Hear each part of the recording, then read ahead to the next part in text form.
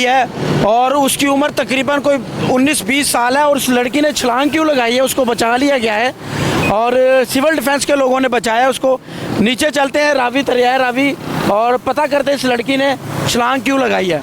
यहाँ से उस लड़की ने छलांग लगाई थी, लेकिन सिविल डिफेंस के जो लोग हैं वो हर वक्त यहाँ पर एक्टिव रहते हैं 24/7, यानी कि ये दिन रात यहाँ पर ड्यूटी करते हैं।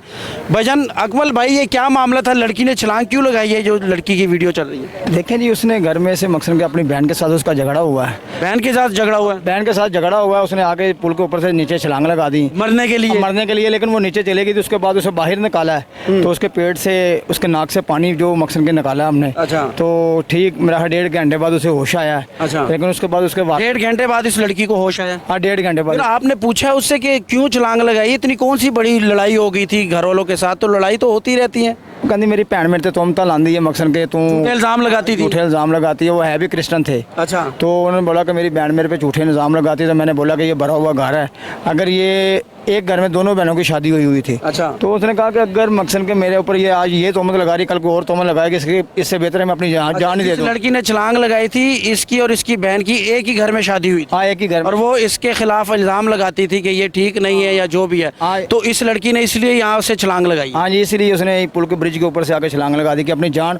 वो तो नीचे चले गई थी, ये तो चली गई थी। हाँ, तो ये तो गोताखोर महकमा सिविल के गोताखोर, इतने महान गोताखोर, अच्छे गोताखोर है। ये पानी के उसी वक्त नीचे किसने निकाला है उनमें से? किसी खड़े हैं बट साहब कैसे निकाला है? वो नीचे कितना नीचे चली गई? चलेगी कोई 20 फुट नीचे चलेगी। 20 फुट नीचे चली गई थी। फिर आप नीचे गए उसको लेने के लिए? गोता लगा नीचे गए थे। तो जब निकाला है तो बेहोश थी?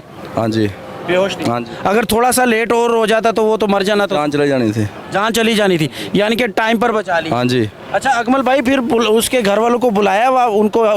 अभी उनको ज़ाहिर उनको बुलाया, उसकी वालदा को बुलाया, उसका वालिद आए थे मकसद के, वो दोनों भाई आए थे कि जिनके साथ दोनों बहनों की शादी हुई थी। अच्छा। वो भी पहुंचे वहाँ पे, लेकिन वो परेशान थे। वो बोलते यार इसने क्या ये काम कर दिया, लेकिन अब मैं ऐसा करूँगा। एक भाई ने ये बात मुझसे की कि यार मैं वो घर छोड़ के किराए पे चले जाऊँगा। घर छोड़कर किराए पे, यानी कि अपनी बीवी को अलहदा रखा? अपनी बीवी को अलहदा लेके। अच्छा, इस तरह के वाकयात होते रहते हैं, लोग छलांगे लगाते हैं? देखें, ये आए दिन के मामूल है, आए दिन दुनिया छलांगे लगाती है। एक मौलाना साहब थे, उसने छलांग लगाई थी भाई के साथ, वो भी लड़कर आया था। अच्छा। यहाँ के इस तरह ये आए दिन के मामूल है। किसी की शादी नहीं हो रही पसंद की। अच्छा। किसी को नौकरी नहीं मिल रही, को पढ़ा लिखा है। अच्छा। किसी को मकसद के ये है कि किसी का बिल ज़्यादा आ रहा है। अच्छा। वो आगे ब्रिज के ऊपर से छलांगे लगा रही हैं, औरतें लगा रही हैं, उनको पकड़ते हैं, रेस्क्यू करते हैं। ये महकमा सिविल डिफेंस ही है जो ये काम कर रहा है। ठीक है, ये महकमा सिविल डिफेंस वाले हैं। और मैं आपको एक बात बताऊं, ये अपनी मदद आप ये सब कुछ कर रहे हैं, लेकिन अगर थोड़ी सी सपोर्ट गवर्नमेंट की इनको मिल जाए, डिप्टी कमिश्नर की मिल जाए, तो यकीन करें ये इस अपने काम में मज़ीद बेहतरी लेकर आएंगे।